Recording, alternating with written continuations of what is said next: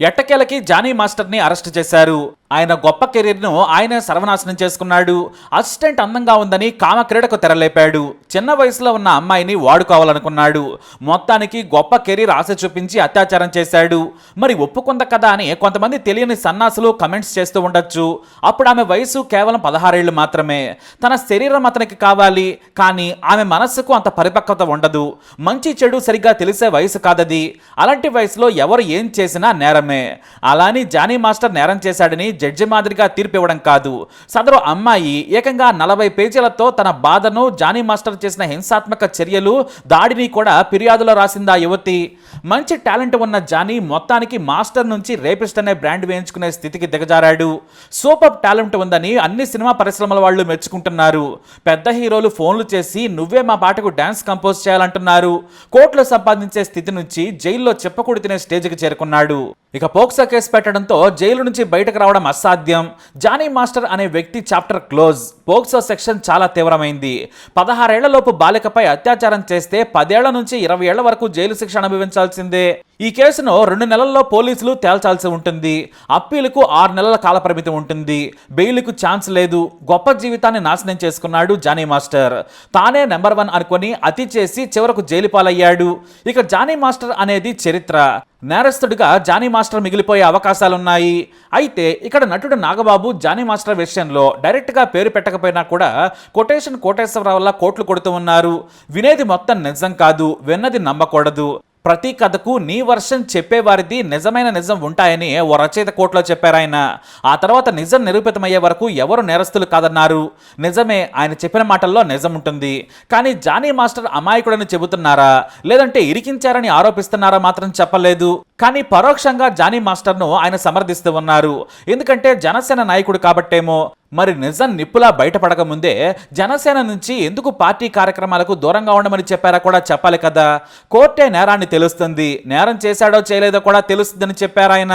కరెక్టే, కానీ 40 పేజీల ఫిర్యాదు రాసిన అమ్మాయిది తప్పని చెబుతున్నారా, లేదంటే చిన్న వయసులో ఉన్న అమ్మాయిని లొంగ తీసుకోలేదని ఆయన చెబుతున్నారా? ఎప్పుడైనా కూడా చట్ట ప్రకారం బాధితుల వైపే ఎవరైనా ఉంటారు, అది నైతికత కూడా. ఇక డిప్యూటీ సీఎం పవన్ కళ్యాణ్ ఆడవారిపై కన్నెత్తి చూస్తేనే గుడ్లు పీకేయాలన్నారు. మరి ఈయన కన్నెత్తేదేంటి, కాలే ఎత్తేశాడు. ఇక బయట చట్టాలున్నాయి, నేరం నిరూపితమయ్యే వరకు మనం కంఠం కోయకూడదని ఎందుకు ట్వీట్లు చేయలేదు? పోనీ తన కూతురికో లేదంటే ఇంకెవరికైనా కష్టకాలం వస్తే ఇలానే అంటారా? సరే, నాగబాబు మనోడు గతంలో ఓ మంచి పని చేశారు. ఓ నీచుడు చిన్నపిల్లలను కమెంట్స్ చేస్తే నిజాయితీగా అతనిపై చర్యలు తీసుకోవాలని కోరాడు. వెంటనే జైల్లో కూడా వేశారు. మరి ఈ అమ్మాయికి కనీస మద్దతు ఎందుకు ఇవ్వడం లేదు? ఇక నేరం రుజువయ్యే వరకు నేరస్తుడు కాదని అందరికీ తెలుసు. మరి అప్పటి వరకు అత్యాచార కేసు ఎదుర్కొంటున్న నిందితుడే కదా. నిందితుడికి మద్దతుగా ఉంటారా, బాధితురాలికి ఉంటారా అనేది కూడా చెప్పాలి. ఇక ఇంకొంతమంది సోయిలేని సన్నాసులు మరో వర్షం చెబుతున్నారు. నాడు దేవుడన్న ఈ అమ్మాయి ఆ తర్వాత కామాంధుడు అంటున్నారని జానీ మాస్టర్కి మద్దతు తెలుపుతున్నారు. అయితే దేవుడన్న వ్యక్తినే రేపిస్ట్ అని ఎందుకంటుందనే వర్షన్ కూడా తెలుసుకుంటే మంచిది.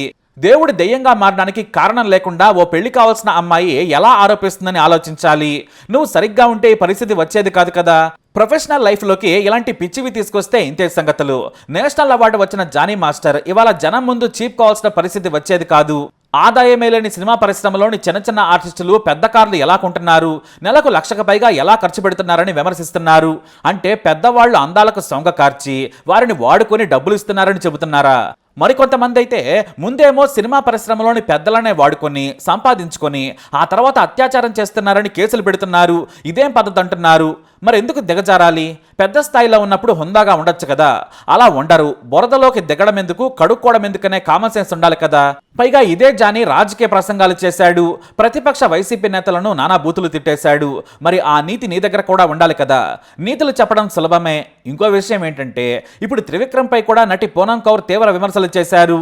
త్రివిక్రమ్ మీద ఫిర్యాదు చేస్తే చర్యలు తీసుకోలేదు. ఇప్పుడేమో అతన్ని ప్రశ్నించాలంటున్నారు.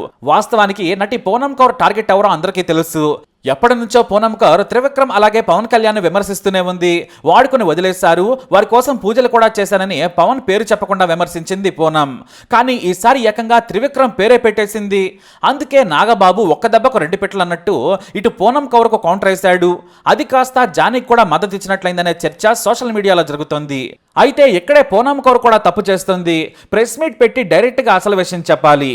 కేవలం నేను బాధితురాలనే అని సానుభూతి పొందుతుంది. నిజంగా ఇబ్బందిగా ఫీల్ అయితే పోలీసులకు ఫిర్యాదు చేయాలి, లేదంటే సినిమా పరిశ్రమలోని వారికి కంప్లైంట్ చేయాలి. మా వరకు ఫిర్యాదు రాలేదని తమ్మారెడ్డి భరద్వాజ పూనం కౌర్ ఆరోపణలపై క్లారిటీ ఇచ్చారు. ఎప్పటికైనా ఆమె కంప్లైంట్ చేయాలి. అలా కాకుండా ఇదేదో బ్లాక్మెయిల్ వ్యవహారంలా ఉందని చాలా మంది భావించే పరిస్థితి ఉంది. అయితే ఇప్పటి వరకు త్రివిక్రమ్ జానీ మాస్టర్ల మీదే ఆరోపణలు వచ్చాయి. కానీ తెర వెనుక కామాంధులు ఎవరనేది చాలా తెలియాల్సి ఉంది. సరిగ్గా ఫిర్యాదు చేస్తే టాప్ హీరోలు కూడా జైలుకి వెళ్తారనే విషయం చాలా మందికి తెలుసు. గత ఏడాది తమిళ్ బిగ్ బాస్ లకు వెళ్లిన ఓ నటి మన తెలుగు టాప్ హీరో మీద ఇలాంటి ఆరోపణలు చేశారు. తాగొచ్చి అర్ధరాత్రి తలుపులు కొట్టేవాడట. ఎలక్షన్స్ అప్పుడు ఈ టాపిక్ కూడా హైలైట్ చేశారు ఆపోజిట్ పార్టీ వ్యక్తులు. అయితే సినిమా పరిశ్రమలో నేడు టాప్ హీరోగా ఉన్న వ్యక్తి 2 దశాబ్దాల క్రితం ఓ సినిమా షూటింగ్ లో ఉన్నాడట. ఆ సినిమాకు ప్రముఖ వ్యక్తి దర్శకుడు ఏదో కారణం వల్ల సినిమా షూటింగ్ ఆగిపోయిందట. అయితే సదరు స్టార్ హీరో నేను ఖాళీగా ఉన్నాను, నా గదిలోకి హీరోయిన్ ని పంపమని దర్శకుడికి చెప్పి పంపించాడట. అంతే ఆ డైరెక్టర్ ఫైర్ అయిపోయాడు. నేను పంపడం ఏంటి, ఆ అమ్మాయి ఏమైనా చీప్ గా కనిపిస్తుందా, బుద్ధిగా మసలుకోవాలని అసిస్టెంట్ కి చెప్పి వార్నింగ్ ఇచ్చాడట దర్శకుడు. అంతే ఆ సినిమా తర్వాత ఆ దర్శకుడు ఆ హీరోతో ఇక మూవీ చేయలేదు. ఇలాంటి నేరాలు చేసిన స్టార్లు నేడు కథలు చెప్పి బ్రతుకుతూ ఉన్నారు. మేము పతివ్రతలమని నీతులు చెబుతున్నారనేది వాస్తవం. ఇకపోతే జానీ మాస్టర్ బహిరంగంగా ఆరోపణలు ఎదుర్కొంటున్నాడు. బాధితురాలి ఫిర్యాదుతో జానీ మాస్టర్ దొరికిపోయాడు. త్రివిక్రమ్ మీద ఆరోపణలు వస్తున్నాయి. ఆయనేమో సమాధానం చెప్పడం లేదు. పదే పదే తనను టార్గెట్ చేస్తున్న పూనంపై ఏనాడు స్పందించలేదు త్రివిక్రమ్.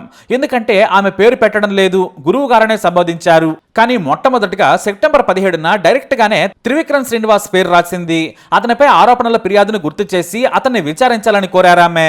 మరేమో ఆ ఫిర్యాదు అయితే రాలేదని ఫిలిం ఛాంబర్ చెబుతోంది.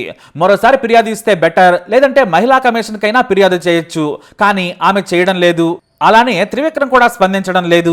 అయితే త్రివిక్రమ్ శ్రీనివాస్ మీద ఆరోపణలు వస్తే అవి పవన్ వరకు వెళతాయి. దీంతో ఇప్పుడు పచ్చి వెలక్కాయ గొంతులో పడి కొంతమంది పరిశ్రమలోని పెద్దలు వణుకుతున్నారట. ఇప్పటి వరకు జానీ మాస్టర్ త్రివిక్రమ్ పేర్లే వస్తున్నాయి.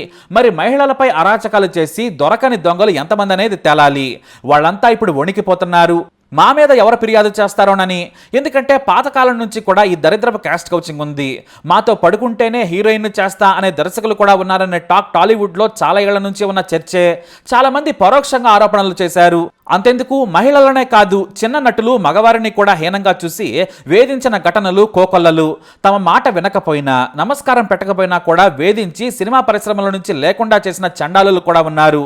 ఇలాంటి పరిస్థితి కొత్త తరం వారికి రాకుండా చూడాలి. కాబట్టి ప్రభుత్వమే కేరళ సర్కారు మాదిరిగా ఓ కమిటీ వేసి కామాంధులపై చర్యలు తీసుకోవాలి. మహిళలు కూడా ఫిర్యాదులు చేయాలి. ఎప్పుడో జరిగిన ఘటనకు 10 ఏళ్ల తర్వాత కాకుండా వెంటనే ఫిర్యాదు చేస్తే సత్వర న్యాయం జరుగుతుంది. పైగా మీలాంటి మరో మహిళ లేదా యువతలకు అన్యాయం జరగదు. ఇటు మగవారైనా చిన్న నటుల వేధింపులు లేకుండా చూడాల్సిన బాధ్యత ఉంది. బయటపడ్డ పేర్లు 2 కానీ తెర వెనక కామాంధుల లిస్టు చాలానే ఉందని పరిశ్రమలో పనిచేసే ప్రతి ఒక్కరికి తెలుసు. అలానే అందరూ కాదు, ఒక్క ఆరోపణ కూడా ఎదుర్కొని మంచి మహానటులు దర్శకులు కూడా ఉన్నారు. వారి వల్లే నేటికి పరిశ్రమపై గౌరవం ఉంది. కానీ నీచులే భ్రష్టు పట్టిస్తూ ఉంటారు. మరి జానీ మాస్టర్ కేసుపై మీ అభిప్రాయం ఏంటి? కామెంట్ ద్వారా తెలియజేయండి. ఈ వీడియో అప్డేట్స్ కోసం మా ఛానల్ ఫాలో అవ్వండి. అలాగే తప్పకుండా సబ్స్క్రైబ్ చేసుకోండి.